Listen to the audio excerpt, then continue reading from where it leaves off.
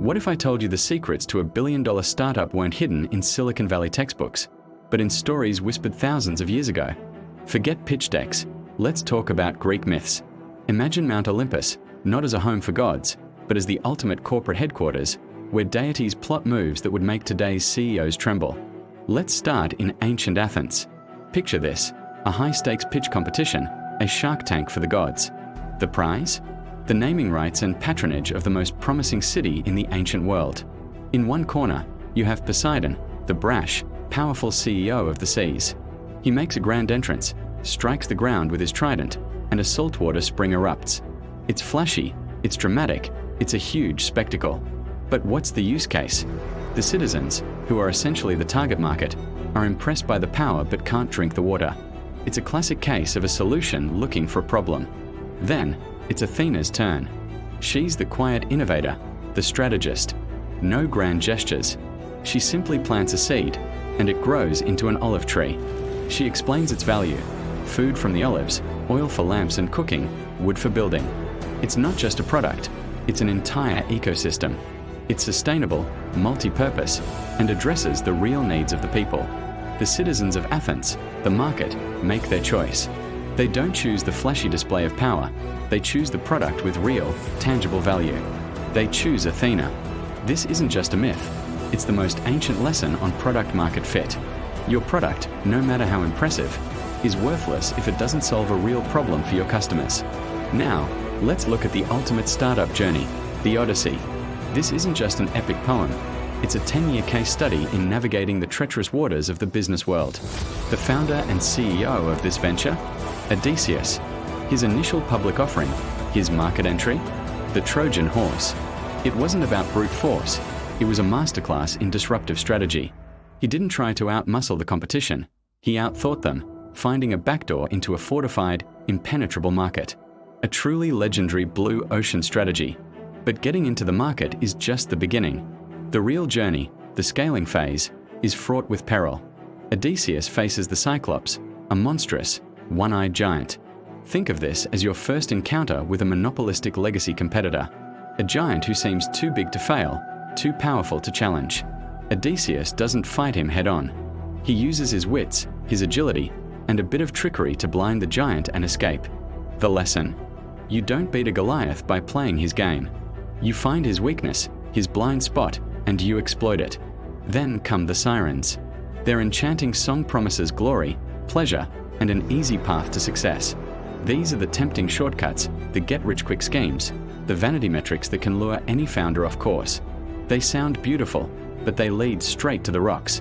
Odysseus knows the danger. He wants to hear the song, to understand the temptation, but is smart. He has his crew tie him to the mast. He experiences the pull without succumbing to it. As a founder, you'll be tempted by easy wins and shiny objects that distract from your core mission. The trick is to stay tied to your mast, your vision, your principles, your long-term strategy. Of course, no startup journey is without internal struggles. Remember the bag of winds? The god Aeolus gives Odysseus a bag containing all the storm winds, a gift to ensure a smooth sail home. It's like closing a massive round of funding or securing a huge strategic advantage. Victory is literally in sight. But what happens? While Odysseus sleeps, his crew, his team, gets greedy and suspicious. They think the bag is full of gold. They open it, unleashing a hurricane that blows them all the way back to where they started. This is a painful but powerful metaphor for resource mismanagement and a lack of team alignment. You can have the best resources in the world, but if your team isn't on the same page, if trust is broken, you can lose everything overnight. Finally, after a decade of struggle, Odysseus makes it back to Ithaca, his home market. But it's not a hero's welcome. He finds his palace overrun by suitors. Entrenched competitors who have moved in are consuming his resources and trying to steal his queen, his market share. He doesn't stroll in and announce his return. He arrives in disguise, assesses the situation, identifies his loyal allies, and executes a brilliant, ruthless plan to reclaim what's his. This is the final, brutal stage of business, taking back your market from squatters who thought you were gone for good. It's a reminder that even when you return to your core business, you may have to fight to win it back. But not all myths are stories of success. Let's talk about the most famous cautionary tale of all, the story of Icarus. This is the quintessential story of a startup with a game-changing, revolutionary product. Icarus and his father, Daedalus, the lead engineer, are trapped in a labyrinth. Daedalus designs a brilliant solution, wings made of feathers and wax. This is their minimum viable product, their ticket to freedom. The instructions are clear. Daedalus, the seasoned expert, warns his son, the ambitious CEO, about the product's technical limitations. Don't fly too low, or the sea spray will dampen the feathers. And don't fly too high, or the sun will melt the wax. At first, it's a massive success. They escape the labyrinth. The feeling is exhilarating.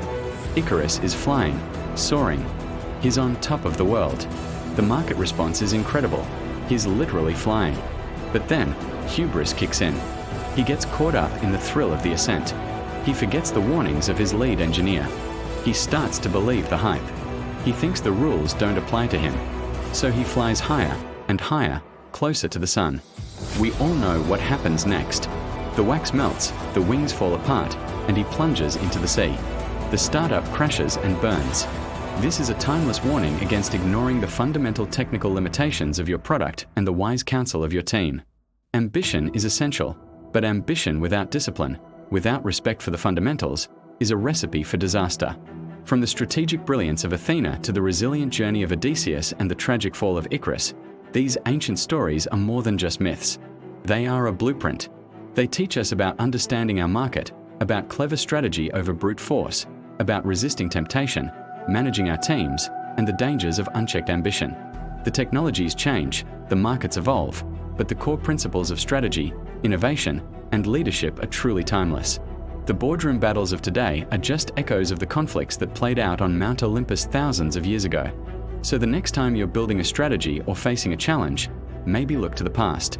The gods of business have been trying to teach us lessons for centuries. Thanks so much for watching.